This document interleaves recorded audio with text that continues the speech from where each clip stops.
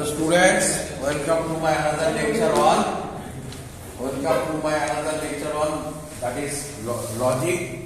So in this lecture the learner will be able to understand the normal form. Okay. In this session the learner will be able to understand that is min term, then max term, then DNF, then CNF. Okay. These are all in normal form. Okay. Normal form, generally there are two types of normal form. One is DNF, another is CNF. What is DNF? That is disjunctive normal form, full form. And what is CNF? That is conjunctive normal form, full form. Now what is the min term? Min term means there are suppose P1, P2, Pn, the n variables. Then the expression that is P1 star, P2 star, and here is conjunction. So where Pi is either Pi or minus Pi. That means Pi star can be written as either Pi or minus Pi. Okay. So then either Pi or minus called a min term. These are also called fundamental conjunction. This way, Pi conjunction, P1 star conjunction, P2 star conjunction, Pn star. These are called min term. Okay. So now what is max term? The expression Pi star disjunction P2 star disjunction P3 star disjunction disjunction Pn star, where Pi is either Pi or minus Pi star. This thing can be written as this is called max term. So there are 2 to the power n min terms and 2 to the power n max term. That means if there are suppose 3 variables, then what will be the number of max term? That is 2 to the power 3, that is 8 min term and 8 max term. Okay. So now this is very important topic, that is disjunctive normal form. Very important for the exam. What is disjunctive normal form? For a given formula, suppose for this is a given formula. Okay. For a given formula, an equivalent formula consisting of disjunctive min term only is known as its DNF or sum of product canonical form. That is this is a formula. So this is an equivalent formula of this. So this is a given formula. This is the DNF of this formula. That means this and this are equivalent. Okay. So this is disjunctive normal form. Now what is conjunctive normal form? For a given formula, an equivalent formula consisting of conjunction of max term. That means conjunction of max term only is known as CNF, or you can say product of sums canonical form. That is product of sums canonical form, or you can say CNF. So DNF and CNF, these two are very important in normal form. Now we are going to solve a problem, that is how to find the DNF of the following table. DNF of following that is expression. This expression is given. Of this expression we are going to find the DNF, disjunctive normal form.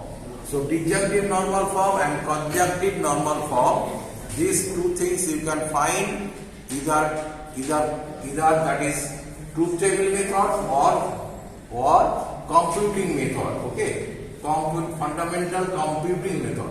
But in this lecture we are focusing only the truth table method. This is the easiest method, so I am focusing this in truth table method. Now, so what is the truth table of this? This is the truth table. You know how to find the truth table, because here just I am explaining here. Here PQR are there, so I have taken PQR, that is variables are there. So 2 to the power 3, so there is 2 to the power 3 means 2 to the power 3. That means 8 variable, that is 8, there will be 8 row. So in P I have taken 4 true, 4 false, then Q is 2 true, false, 2 true, false, false, 2 true, false, false, and R is true, false, true, false, true, false, true, false. Okay, you can change this, that is PQR, you can change this. Suppose you are taking first all are false, then all are true. Here is false, false, true, true, false, false, true, true. This thing you can do. false true, false true, false true, false true, false true. Okay. Or you can take either, that is in place of T you can write 1 and in place of false you can write 0 also. Okay. So now what is the negation of P? That is opposite of P. If it is true then it is false. If it is false then it is true. Then you are getting negation P. Okay. So negation P, implication R. So this is negation P, this is R. So this with this, that there will be implication. What is the implication rule? This is the implication rule. If P is true and Q is false, then it is false, otherwise true. If P is true, Q is false, it is false, then otherwise true. Okay. So we are getting, this is P, suppose this is Q, then we are getting this. Okay. Now P, this part I am finding. That is P double implication Q. What is the rule of this? P double implication Q. Both are true, then true. Both are false, it is true. Otherwise false. You see, both are true. Both are true here. True. And you see, false, here. False, it is true. Then false, it is true. Both are true, that is true. Then both are true. Both are false, true. Both are false, true. Okay. Otherwise false I am getting. Okay. Now there will be conjunction. That is conjunction between this and this. Okay. Conjunction. How to find conjunction? When both are true, it is true. Otherwise false. This is the conjunction. When both are true, this is true. Otherwise false. That is, this is both are true. This is true. Both are true. This is true. Otherwise, here both are true. This is true. Otherwise false. So this is the final column of the statement, that is of the expression this. So this is the truth table.